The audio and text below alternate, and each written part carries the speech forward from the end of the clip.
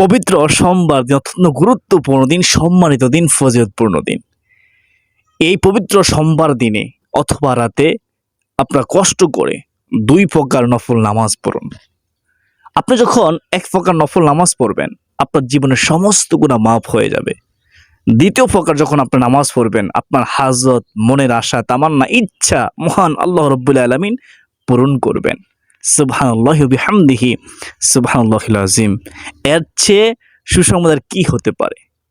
আমাদের মনে অনেক আশা, অনেক স্বপ্ন, অনেক আকাঙ্ক্ষা।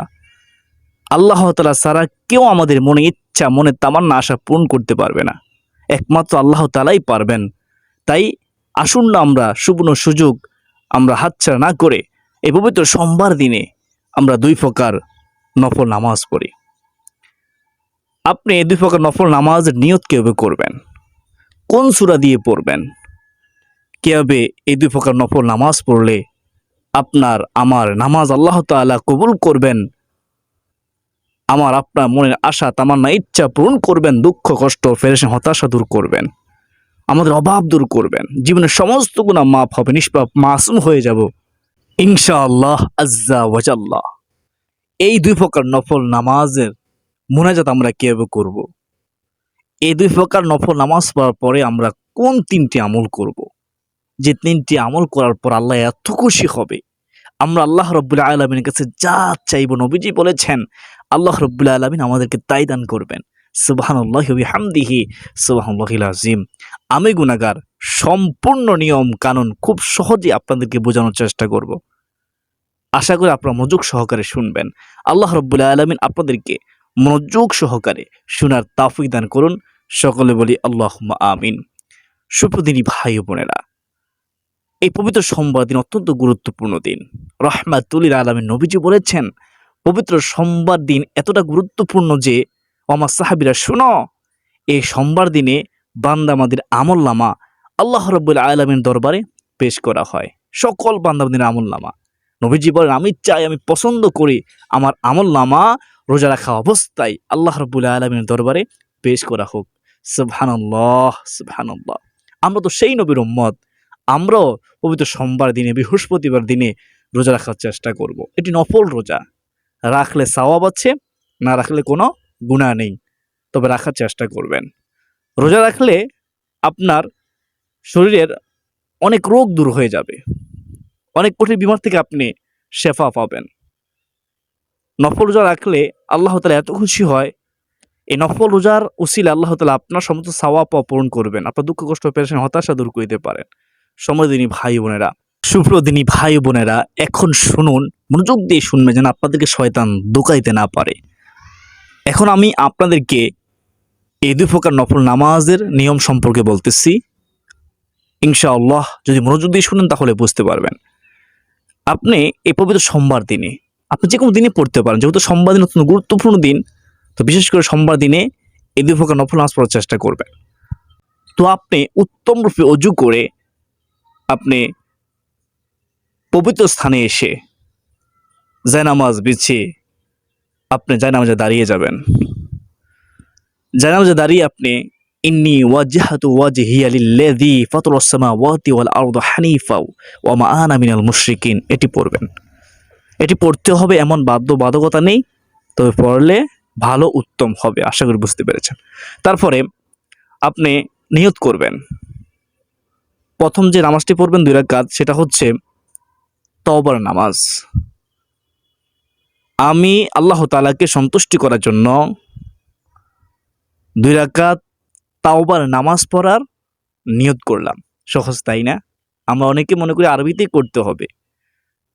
সম্মানিত দিনী ভাই বোনেরা, আরবিতে করতে হবে এমন বাধ্যবাধকতা নেই, আপনি সহজেই করুন, ভুল হবে না ইনশাআল্লাহ। আমি আবার বলতেছি, নিয়তটি আমি আল্লাহ তাআলাকে সন্তুষ্টি করার জন্য 2 রাকাত তাওবার নামাজ পড়ার নিয়ত করলাম। তো এবার নিয়ত করার পরে আপনি অন্যান্য সময় যাবে নফল নামাজ পড়েন, ঠিক সেই নিয়মেই আপনি 2 রাকাত তাওবার নামাজ পড়বেন। নির্দিষ্ট কোনো সূরা নেই, নির্দিষ্ট কোনো নিয়ম নেই, তবে নামাজ পড়তে হবে মনোযোগ সহকারে, খুশু খুদুর সাথে, ধীরস্থিরতার সাথে। আমরা অনেক হতভাগা আছি, নামাজ পড়ি কিন্তু আমরা খুশুর সাথে মনোযোগ সহকারে নামাজ পড়ি না, আমরা অলসতা করি, উদাসীনতার সাথে নামাজ পড়ি। হায় আফসোস, যদি আপনি এমনটা করেন তাহলে আপনার নামাজ কবুল হবে না। এই রুকু সেজদা আল্লাহ তাআলা কবুল করবেন না। যদি আপনি চান আল্লাহ তাআলা আপনার নামাজ কবুল করুক, যদি আপনি চান আপনার দুঃখ, কষ্ট, পেরেশানি, হতাশা আল্লাহ তাআলা দূর করে দিক, যদি আপনি নবীজিকে খুশি করতে চান, দুনিয়া আখিরাতে কল্যাণ চান, তাহলে আপনাকে, আমাকে, আমাদের সকলকে অবশ্যই মনোযোগ সহকারে খুদুর সাথে যে কোনো নফল নামাজ হোক, ফরজ নামাজ হোক, ওয়াজিব নামাজ হোক, সুন্নত নামাজ হোক, আমাদেরকে সঠিকভাবে খুদুর সাথে মনোযোগ সহকারে দৃঢ়তার সাথে আদায় করতে হবে। সুপ্রতিনি ভাই বোনেরা, অনেকে প্রশ্ন করে থাকেন যে আমরা সূরা ইখলাস 3 বার করে প্রতি রাকাতে পড়তে চাই। যদি আমরা এইভাবে সূরা ফাতিহার পর সূরা ইখলাস 3 বার করে প্রত্যেক রাকাতে পড়ি, এই 2 রাকাত তওবা নামাজ পড়ি, তাহলে আমাদের নামাজ হবে কিনা অনেকে প্রশ্ন করে থাকে। তো আমি বলতে চাই, এর জবাব হচ্ছে আপনার নামাজ হয়ে যাবে। নির্দিষ্ট কোনো সূরা নেই, যেহেতু আপনি সূরা ইখলাস দিয়ে পড়েছেন, কোনো সমস্যা নেই, আপনার নামাজ হয়ে যাবে। এভাবেও নামাজ পড়তে পারেন, সূরা ফাতিহার পর সূরা ইখলাস 3 বার করেও পড়তে পারেন। আশা করি আপনারা বুঝতে পেরেছেন। সুপ্রদিনী ভাই বোনেরা, তো প্রথমে 2 রাকাত তাওবা নামাজ পড়ার পরে আপনি বাকি যে 2 রাকাত নামাজ পড়বেন সেটা হচ্ছে সলাতুল হাজত নামাজ। এই সলাতুল হাজত নামাজের অনেক গুরুত্ব, অনেক ফজিলত। স্বয়ং রাসূলুল্লাহ সাল্লাল্লাহু আলাইহি সাল্লাম পড়তেন, সাহাবায়ে কেরাম পড়তেন। সম্মানিত ভাই বোনেরা, যখন কিছুর প্রয়োজন হতো রাসূলুল্লাহ সাল্লাল্লাহু আলাইহি ওয়াসাল্লাম উত্তম রূপে করে নামাজে দাঁড়িয়ে যেতেন। নামাজের মাধ্যমে আল্লাহ তাআলার কাছে সাহায্য চাইতেন। স্বয়ং আল্লাহ তাআলাও আমাদেরকে কোরআনের মাধ্যমে জানিয়েছেন, নামাজের মাধ্যমে, ধৈর্যের মাধ্যমে আল্লাহ তাআলার কাছে সাহায্য চাওয়ার জন্য। আল্লাহ তাআলা বলেন, ইয়া আইয়ুহাল্লাযীনা আমানু ইসতাঈনু বিস-সাবরি ওয়াস-সালাহ ইন্নাল্লাহা মা'আস সাবিরিন। সুবহানাল্লাহ, আল্লাহু আকবার। তো আমরা নামাজের মাধ্যমেই আল্লাহ তাআলার কাছে সাহায্য চাওয়ার চেষ্টা করব ইনশাআল্লাহ। তো 2 রাকাত সলাতুল হাজত নামাজের নিয়ত শুনুন। আমি আল্লাহ তাআলাকে সন্তুষ্টি করার জন্য 2 রাকাত সলাতুল হাজত নামাজ পড়ার নিয়ত করলাম। সহজ তাই না? অনেকে কঠিন মনে করেন, একেবারে সহজ। কেন কঠিন করেন? আরবিতে করতে হবে এমন বাধ্যবাধকতা নেই। তো নিয়ত করার পরে আপনি যে 2 রাকাত তাওবার নামাজ পড়েছিলেন যেভাবে, ঠিক সেইভাবেই আপনি 2 রাকাত সলাতুল হাজত নামাজ পড়বেন। এই 2 রাকাত সলাতুল হাজত নামাজের নির্দিষ্ট কোনো নিয়ম নেই, নির্দিষ্ট কোনো সূরা নেই। আপনি আপনার মতোই যেভাবে 2 রাকাত তাওবার নামাজ পড়েছেন ঠিক সেভাবে পড়ে নেবেন। সম্মানিত দিনী ভাই বোনেরা, তো 2 রাকাত তাওবার নামাজ পড়লেন, 2 রাকাত সলাতুল হাজত নামাজ পড়লেন একমাত্র আল্লাহর জন্য, আল্লাহকে খুশি করার জন্য। এখন আপনি তাসবিহ হাতে নেবেন অথবা হাতের কর দিয়ে গুনে গুনে, যদি সময় থাকে তাসবিহ তাহলিলগুলো পড়ার, তো পড়ে নেবেন। সুবহানাল্লাহ, আলহামদুলিল্লাহ, আল্লাহু আকবার। এই 3টি তাসবিহ, তাহলিল, তাহমিদ আপনারা কি করবেন? 33 বার করে পড়বেন। আল্লাহু আকবার 34 বার পড়বেন। যদি পারেন সাথে লা ইলাহা ইল্লাল্লাহ, লা ইলাহা ইল্লাল্লাহ এই জিকিরটা কয়েকবার করে নেবেন। তো তারপরে আপনি যে 3টি আমল করুন সেটা হচ্ছে, 1 নম্বরে আপনি ইস্তিগফার, আস্তাগফিরুল্লাহ, আস্তাগফিরুল্লাহ, আস্তাগফিরুল্লাহ, এই ছোট্ট ইস্তিগফারটি আপনি 100 বার পড়বেন। বুঝতে পেরেছেন? আস্তাগফিরুল্লাহ, আস্তাগফিরুল্লাহ যার অর্থ হলো আমি আল্লাহ তাআলার কাছে ক্ষমা চাই। আপনি শুনে অবাক হয়ে যাবেন, আল্লাহ তাআলা হচ্ছেন ক্ষমাশীল, ক্ষমা করতে ভালোবাসেন। ইন্নাল্লাহা ইউহিব্বুত তাওয়াবিনা, আল্লাহ তাআলা তওবাকারীকে ভালোবাসেন। আল্লাহুম্মা ইন্নাকা আফুউন তুহিব্বুল আফওয়া ফাআফু আন্নী। আল্লাহ রাসূল সাল্লাল্লাহু আলাইহি ওয়াসাল্লাম এই দোয়াটি পড়তেন, সাহাবায়ে কেরাম পড়তেন, আমাদেরকে পড়ার জন্য উৎসাহিত করেছেন। এই দোয়ার অর্থ হচ্ছে, হে আল্লাহ, আপনি ক্ষমাকারী, আপনি ক্ষমা করতে ভালোবাসেন, অতঃপর আপনি আমাদেরকে ক্ষমা করে দিন। কত সুন্দর দোয়া। এই দোয়ার মধ্যে বলা হয়েছে যে আল্লাহ তাআলা ক্ষমাকারী, ক্ষমা করতে ভালোবাসে। তো আমরা যখন ইস্তিগফার করব, আল্লাহ খুশি হয়ে যাবে, আমাদের জীবনের সমস্ত গুনাহ মাফ হয়ে যাবে ইনশাআল্লাহ আযজা ওয়া জাল্লা। শুধু তাই নয়, ইস্তিগফার করলে আপনি 3টি পুরস্কার পাবেন। জানেন, তারপরেও বলতেছি যেন শয়তান ধোঁকাইতে না পারে, আপনার ইমানি জজবা যেন বৃদ্ধি পায়। 1 নম্বর পুরস্কার কি? নবীজি বলেছেন, যত পেরেশানি আছে সমস্ত পেরেশানি আল্লাহ তাআলা দূর করে দিবেন। যত বিপদ আছে বিপদ থেকে মুক্তির পথ 2 নম্বরে আল্লাহ তাআলা খুলে দিবেন।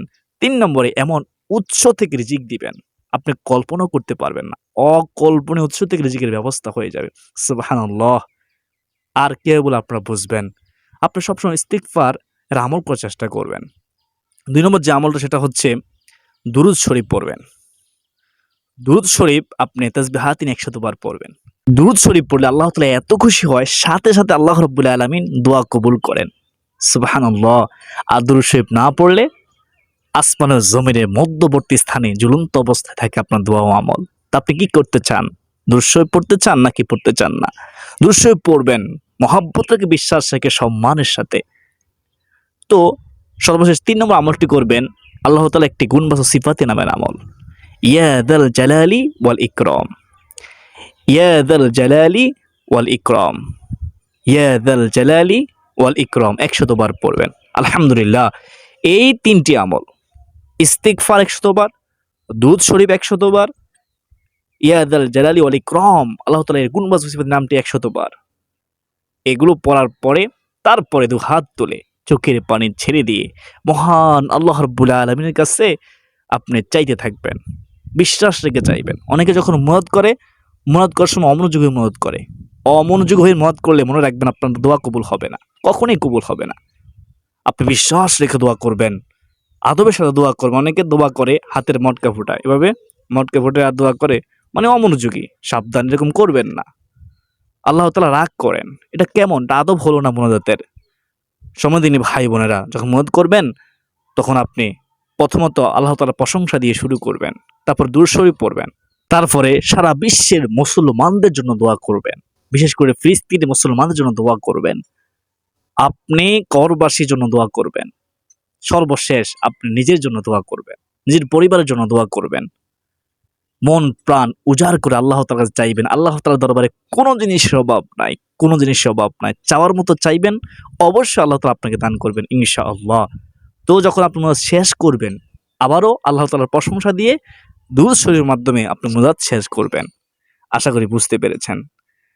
আমাদের বিশ্বাস, যদি কেউ এই পবিত্র সোমবার দিনে বিশ্বাস রেখে আল্লাহ তাআলাকে খুশি করার জন্য নবীজির প্রেম ভালোবাসা অন্তর রেখে আমি যেই নিয়ম বলেছি সেই নিয়মে ২ রাকাত তাওবার নামাজ, ২ রাকাত সালাতুল হাজত নামাজ পড়ে এভাবে ৩টি আমল করে আল্লাহ তাআলার কাছে চাইতে পারে, অবশ্যই আল্লাহ তাআলা দোয়া কবুল করবেন।